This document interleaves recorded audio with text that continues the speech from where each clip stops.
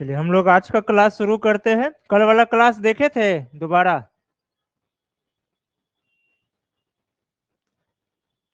कल हम लोग पढ़े थे राज व्यवस्था क्या है, राज व्यवस्था का परिभाषा पढ़े थे, आवश्यकता पढ़े थे, तत्व पढ़े थे, चुनौती पढ़े थे। इन चारों के विषय में कल पढ़े थे। आज अब हम लोग पढ़ेंगे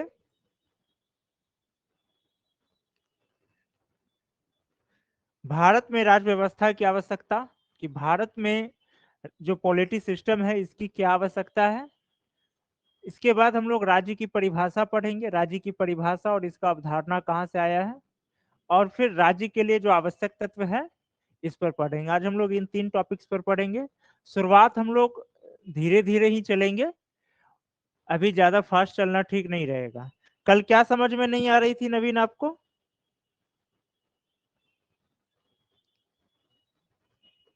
कल टॉपिक क्लियर नहीं था ना, इसलिए कल समझ में नहीं आ रहा था कि क्या है नहीं हाँ है तो क्या है। हाँ तो लेट से क्लास ज्वाइन कीजिएगा तो वही हाल होगा ना, टाइम पर करना होगा ना। अब आप हाफ क्लास में ज्वाइन किए तो हाफ क्लास में तो दिक्कत होगी। कहीं भी आप कोई भी क्लास ले। तो अब है कि भारत में अगर हम लोग पहले इस पे चर्चा करें, नोट्स आप लोगों को अवेलेबल मिल हो जाता है एप्लीकेशन में, लिखने का कोई जरूरत है नहीं। तब हम लोग देख रहे हैं भारत में राज व्यवस्था की क्या आवश्यकता है, needs of polity in India, आखिर इसका क्यों चाहिए। तो कल हम लोग राज व्यवस्था की आवश्यकता में पढ़े थे, शॉर्ट में क्या पढ़े थे कि राज व्यवस्था की आवश्यकता क्यों है, क्योंकि ये समाज में जो भिन्न प्रकार के लोग हैं उसको क्या करता है, एक दायरे में लाता है, एक सबको एक दायरे में लाने का काम करता है।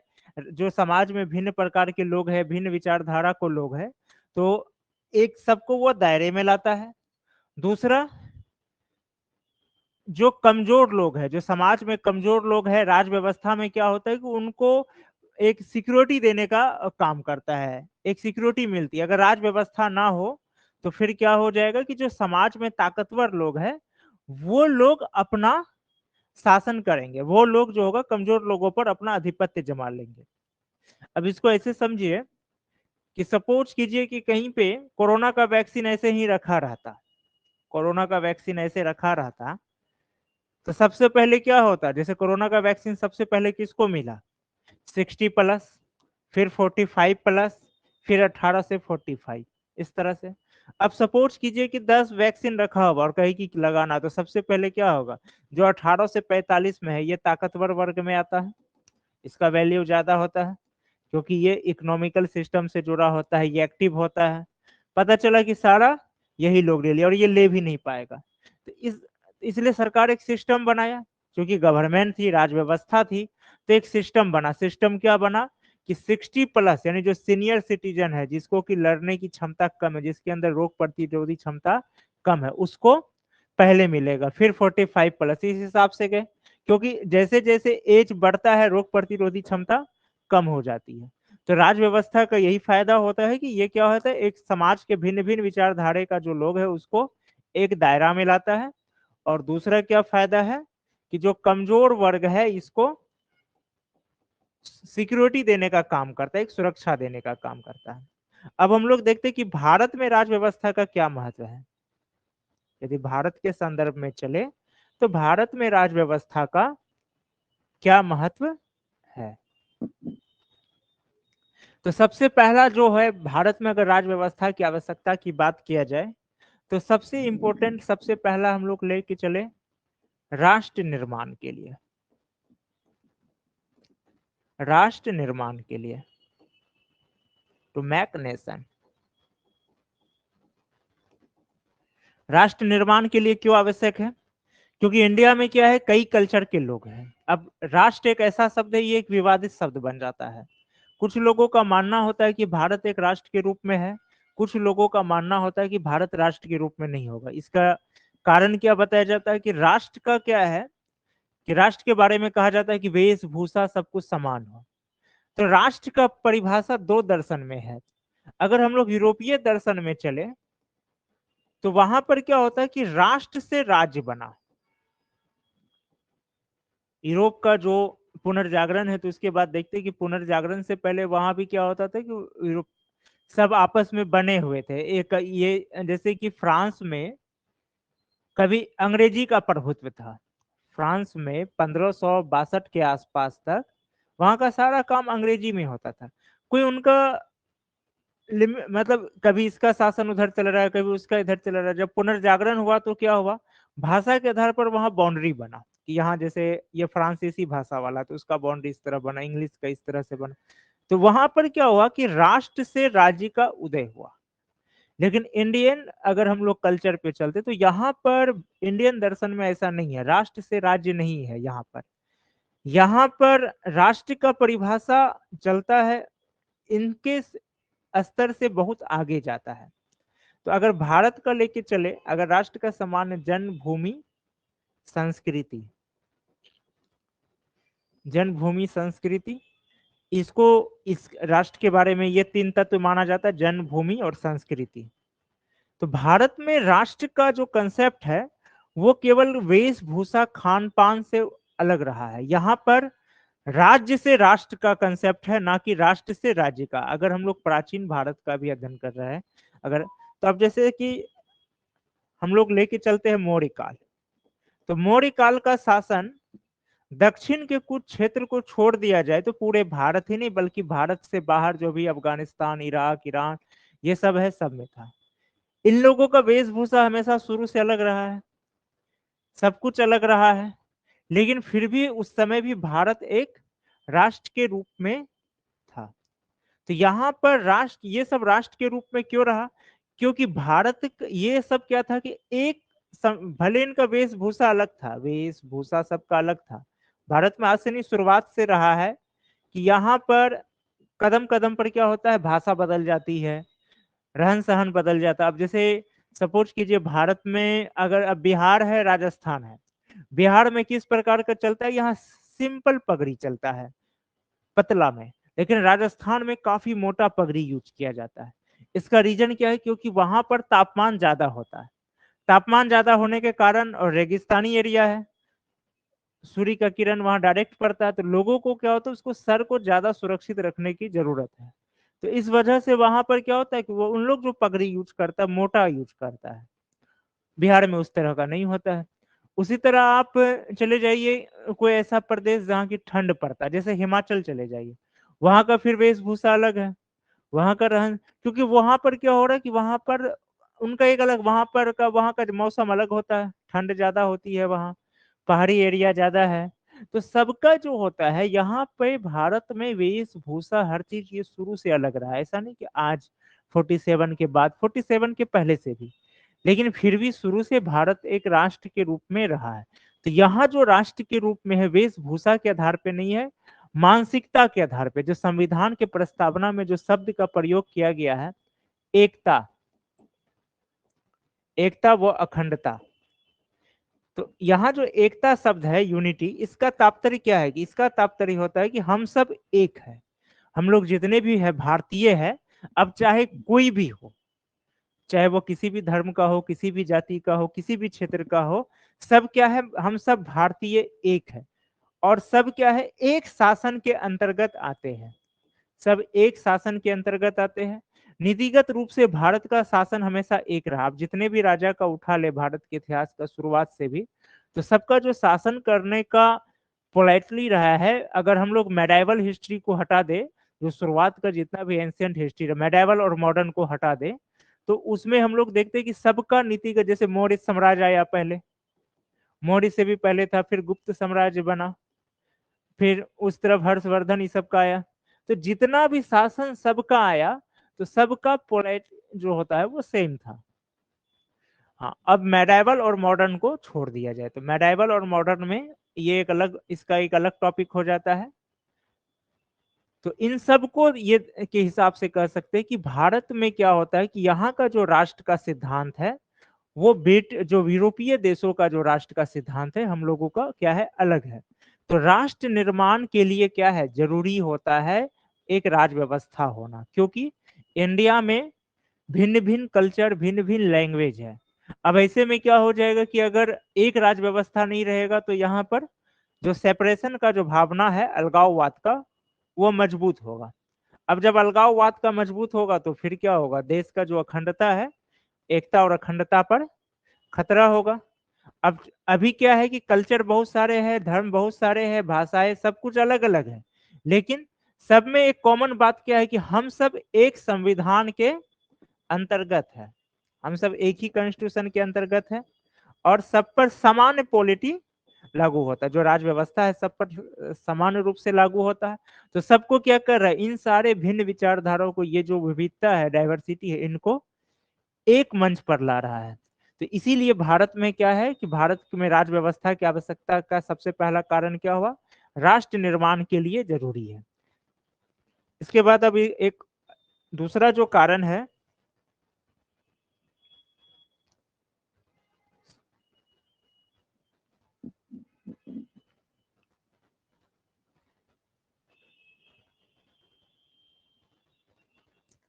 दूसरा कारण होता है हित समूह।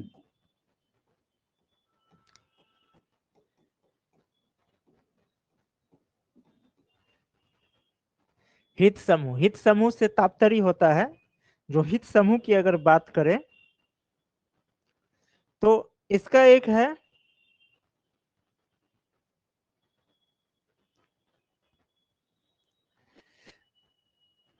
जैसे अब यहां पर क्या है कि कई सारे माइनॉरिटीज हैं जो अल्पसंख्यक है, माइनॉरिटीज है। अब यदि शासन राज व्यवस्था ना हो तो ये माइनॉरिटीज को क्या होगा कि हो सकता है कि कहीं भी जो बहुसंख्यक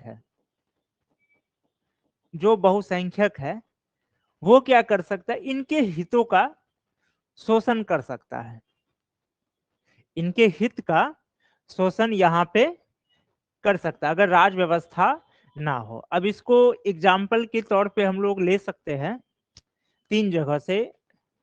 एक सिंपल सा एग्जाम्पल लेते हैं।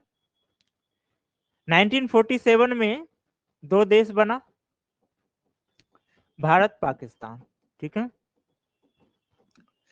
फिर 1971 में, ये 1947 में बना, 1971 में ये 2 देश में फिर बन गया, ठीक है। 2 देश कौन सा रह गया 1971 में, पश्चिमी पाकिस्तान।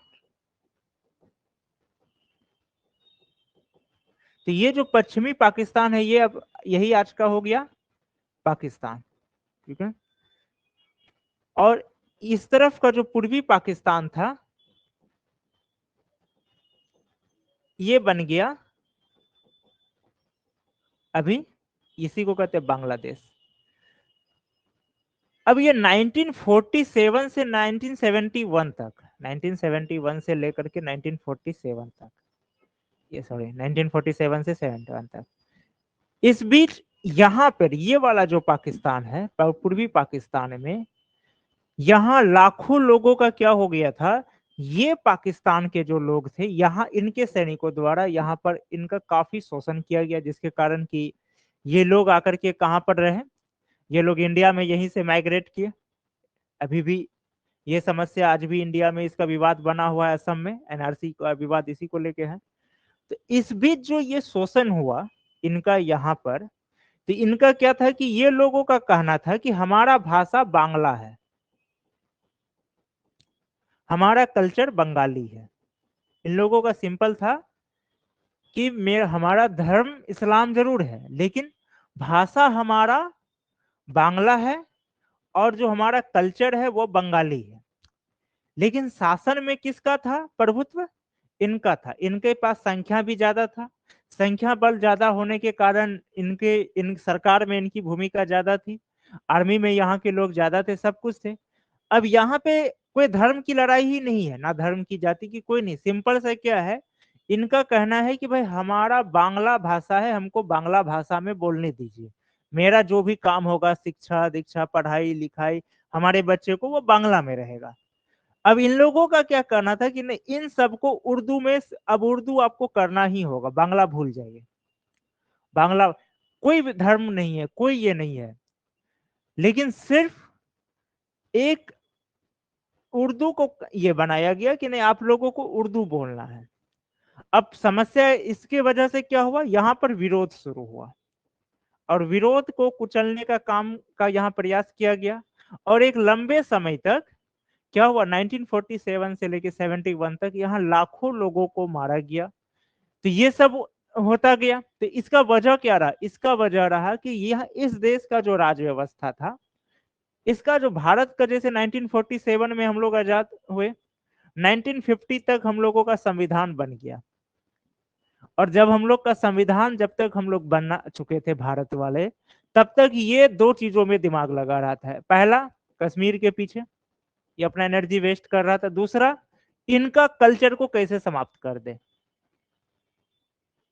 तो स्वाभाविक है कि राज व्यवस्था क्या हो गया, राज व्यवस्था, संविधान तब तक बना भी नहीं था, तब तक इन लोग का संविधान सभा भी तैयार नहीं हुआ था।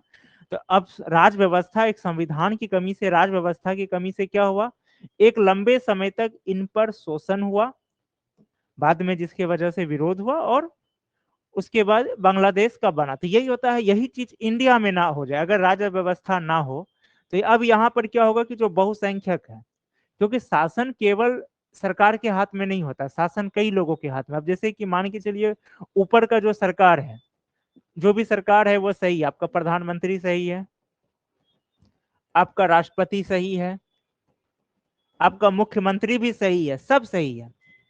लेकिन एक नीचे का एक अगर एमएलए, तो बहुत दूर की बात है, अगर एक मुखिया बदमाशी पर आ जाए, एक छोटा सा मुखिया अगर मुखिया शुरू कर दे, तो वो एक पंचायत का व्यवस्था तो डेफिनेट गड़बड़ा देगा। रीजन क्या है कि आपका कोई भी समस्या होगी तो आप कहाँ जाएंगे, पुलिस के पास जाएंगे।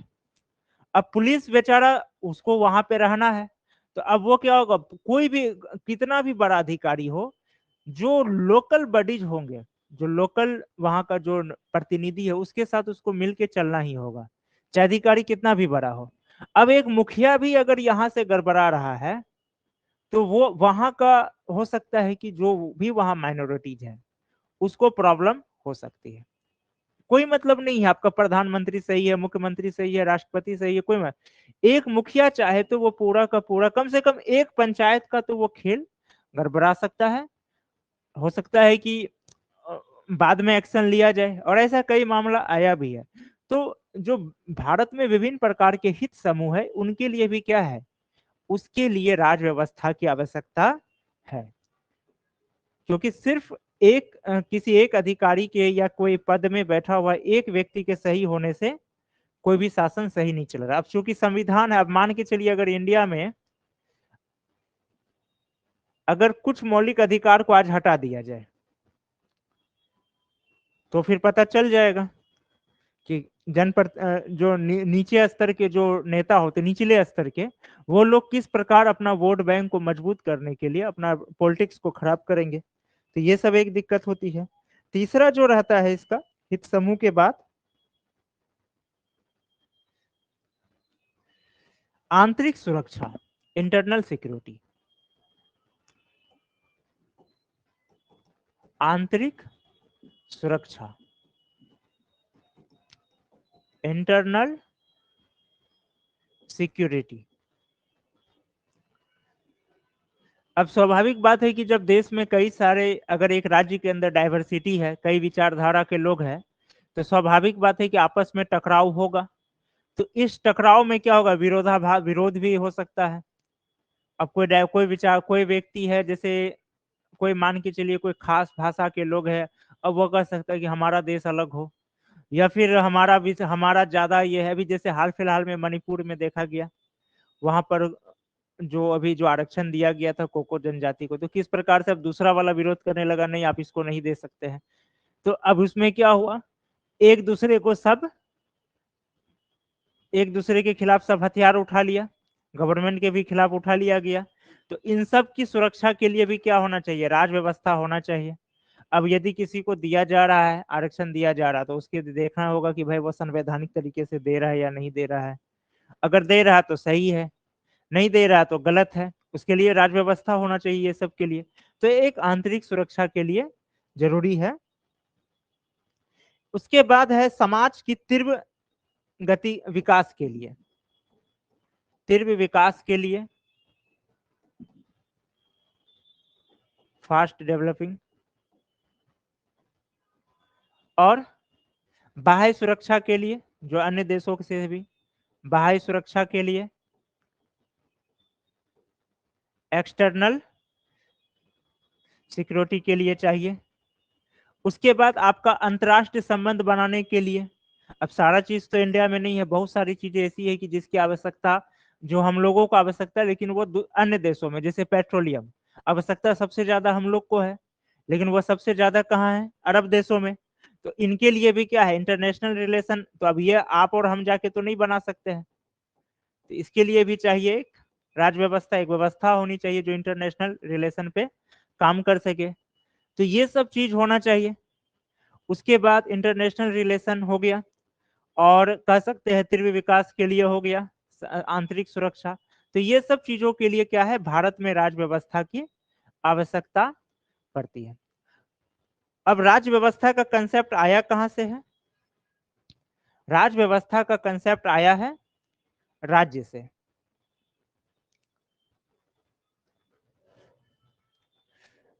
राज्य व्यवस्था का कंसेप्ट आ गया है राज्य से। तो अब हम लोग देखते हैं राज्य की परिभाषा एवं अवधारणा। तो राज्य व्यवस्था है तो इसका मतलब राज्य भी होगा। अब राज्य क्या है, तो राज्य के बारे में सबसे समझते हैं सिंपल सा। राज्य को अंग्रेजी में कहते हैं स्टेट, और स्टेट शब्द आया है कहां से, लैटिन भाषा से। लैटिन भाषा से, किससे, स्टेटस। और स्टेटस का मतलब क्या होता है, दूसरों की तुलना में, दूसरों की कंपैरिजन में आपका ऊंचा स्तर। तो आप कह सकते हैं कि राज्य क्या है, ये एक संगठन है, और ये सबसे क्या है, उच्च स्तर का संगठन है। अब जैसे इंडिया के अंदर कई सारे संगठन काम करते हैं, लेकिन सबसे हाई ऊंचा संगठन कौन सा है, जो राज्य भारत सरकार का हो गया।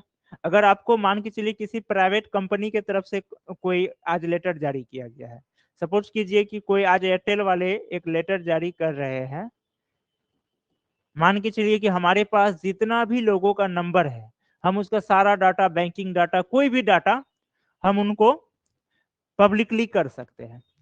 ये आपसे कर दिया, लेकिन अब भारत सरकार ऑर्डर दे दिया कि नहीं, आप ऐसा नहीं कर सकते हैं, एयरटेल कंपनी को रोक लगा दे। जैसे अभी पेटीएम पर वही चीज का हो रहा है, आरबीआई के द्वारा वही चीज का रोक चल रहा है।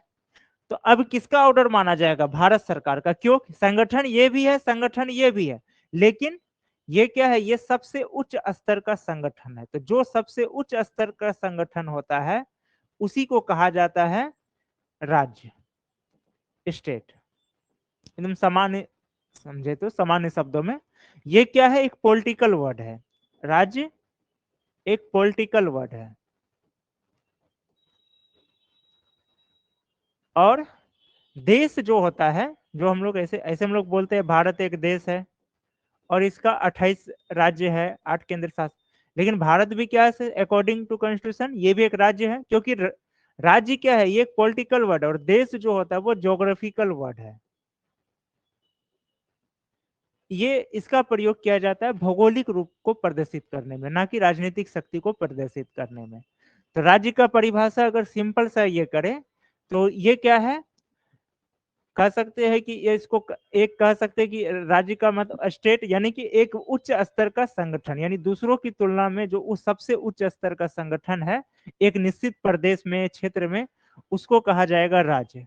इसके अलावा एक और डिफिनेशन इसको समझिए।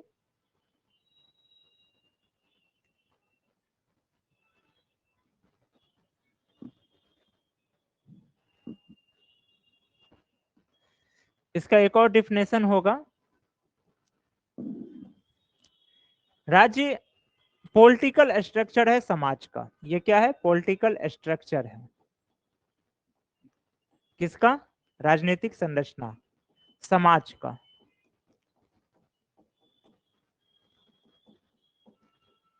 आवाज सही से जा रही है नवीन?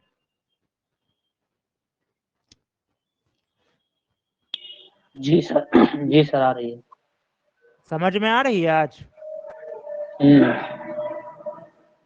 जी। ये क्या है, ये समाज का राजनीतिक संरचना है, पॉलिटिकल स्ट्रक्चर है। क्योंकि देखिए समाज है, इसको ऐसे समझे, समाज है, तो समाज में कई प्रकार की समस्याएं होती है। उन समस्याओं को दूर करने के लिए समाज क्या करता है, राजनीतिक शक्ति का प्रयोग करता है। तो वो जो राजनीतिक शक्ति का प्रयोग करता है और उसके लिए हम लोग जो संरचना बनाते हैं, राजनीतिक संरचना बनाते हैं, वही संरचना क्या कहलाता है, वही कहलाता है राज्य। आगे जब हम लोग फंडामेंटल राइट पढ़ेंगे तो वहां आर्टिकल 12 में पढ़ेंगे कि राज्य को, जैसे राज्य का मतलब केवल भारत या बिहार ही नहीं है, और भी कई है। तो वहां पर फिर हम लोग इसके बारे में विस्तार से समझेंगे जब हम लोग फंडामेंटल राइट पे पहुंचेंगे। तो ये क्या है, राज्य समाज की राजनीतिक संरचना है, और ये क्या है, एक बौद्धिक अवधारणा है। बौद्धिक अवधारणा है। बौद्धिक अवधारणा यानी कि इंटेलेक्चुअल कंसेप्ट। इसका मतलब क्या हुआ, इसका मतलब हुआ कि हम लोग इसको समझ तो सकते हैं लेकिन देख नहीं सकते। हम लोग सिर्फ समझ सकते हैं कि हाँ ये राज्य है। जब आर्टिकल 12 पढ़ेंगे तब वहां अच्छे से इस बात को समझेंगे कि क्यों हम लोग को कहा जाता है राज्य के बारे में कि ये बौद्धिक अवधारणा है जिसको समझ सकते हैं लेकिन देख नहीं सकते हैं। ठीक है, तो ये हो गया राज्य की परिभाषा और अवधारणा। अब हम लोग चलते हैं राज्य के तत्व। अब हम लोग तीसरा वाला पार्ट चलते हैं, राज्य के तत्व।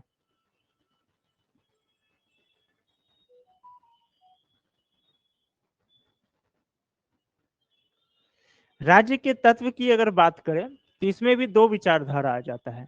एक यूरोपीय, तो वर्तमान यूरोपीय का क्या है, यूरोपीय विचारधारा में जो यूरोपियन है इनके विचारधारा में चार होता है। प्रदेश, ठीक है, एरिया। दूसरा जनसंख्या, प्रदेश, जनसंख्या, सरकार, गवर्नमेंट, संप्रभुता। ये चार होता है यूरोपीय। इसमें भारतीय दर्शन में राज्य का 7 अंग होता है। यदि हम लोग भारतीय दर्शन की बात करें तो हम लोग देखते हैं कि राज्य का भारतीय दर्शन में कुल 7 अंग होता है। कौन कौन सा होता है ये 7 अंग भारतीय दर्शन में? सबसे पहले राजा, यानी एक राजा होगा, ठीक है, या स्वामी भी कह सकते हैं। राजा का एक मंत्री होगा, राजा का मंत्री होगा जिसको अमात्य भी कहा जाता था। यदि कोई मौर्य काल में अमात्य शब्द का वर्णन पढ़ने को मिलता है, अमात्य। उसके बाद आता है सुहृद, फिर आता है देश। देश का मतलब हुआ कि एक भौगोलिक क्षेत्र, ठीक है। फिर कोष, यानी राजा का कोष भी हो, फंड। आज के इसमें कह सकते हैं जो राजस्व जो लिया जाता है, जो सरकार का जो राजस्व होता है, यानी कि उनका जो धन का भंडार हो जहां, कोष, ठीक है। उसके बाद हो जाता है, कोष के बाद होता है दुर्ग। वर्तमान समय में आप प्रधानमंत्री आवास, राष्ट्रपति आवास या राजभवन होता है, उसको कह सकते हैं दुर्ग हो, यानी राजा का अपना एक दुर्ग हो जो, ताकि वह सुरक्षित रह सके। जो जैसे राजा का जो किला होता था और राज्य होता था, एक अलग पार्ट होता था। तो कई बार ऐसा होता होगा, इतिहास में हम लोग पढ़ते हैं कि कोई बाहर से आया, राजा को राज्य में वो गया, लेकिन किला के बाहर से अंदर नहीं जा पाता था क्योंकि किला को उस तरह से सुरक्षित किया जाता था। यदि कोई पुराने राजा का किला जाएंगे तो वह दिख जाएगा। तो एक होता था दुर्ग। उसके बाद उसका अपना सेना, आर्मी, क्योंकि उस समय तो पूरा ताकत से ही चलता था। भारतीय दर्शन में ये माना जाता है। आज भी कहीं ना कहीं ये चीज को देखा जाए तो ऑथेंटिक है। आज भी एक सरकार को चलाने के लिए एक तो होना चाहिए पब्लिक सिंबल, जो कि जिसको हम लोग राजा, जैसे चाहे अध्यक्षात्मक देश है तो राष्ट्रपति को लेके चलते, यहाँ प्रधानमंत्री को लेके। प्रधानमंत्री का एक मंत्री परिषद होता है। फिर उसके बाद एक क्षेत्र भी है, और फंड की जरूरत आज भी है। आज भी जिस देश का इकोनॉमिकल सिस्टम जितना मजबूत है, वो राज्य, वो सरकार का पावर उतना ज्यादा मजबूत होता है। उनका भी सुरक्षा का ध्यान रखा जाता है, आर्मी चाहिए। तो कहीं ना कहीं आज भी ये लागू है। कौटिल्य के अनुसार चले तो उसका भी लगभग यही है, बस कुछ कुछ चेंज हो जाता है। कौटिल्य में एक और चीज शामिल होता है, दंड मित्र, यानी कि आपका राज्य का दोस्त भी होना चाहिए और उसमें दंड की भी व्यवस्था होना चाहिए, यानी कि न्यायालय की व्यवस्था। दंड से यहाँ सिर्फ पनिशमेंट, न्यायालय की व्यवस्था आप कह सकते हैं। ये कौटिल्य इसको, ये दो चीजों को अलग मानता है। वर्तमान समय में अगर हम लोगों का जितना भी राज्य का अगर लेके चलते हैं, वर्तमान कंसेप्ट जो हम लोग लेके चलते हैं, ये सब तो नॉलेज के लिए ठीक है, लेकिन अब जैसे एग्जाम में पूछा जाए या लिखना है तो यही 4 लेके चलना है जो गवर्नर महोदय ने कहा है, गवर्नर एंड गेटल महोदय ने कहा है। कौन कौन सा? सबसे पहले जनसंख्या, ठीक है।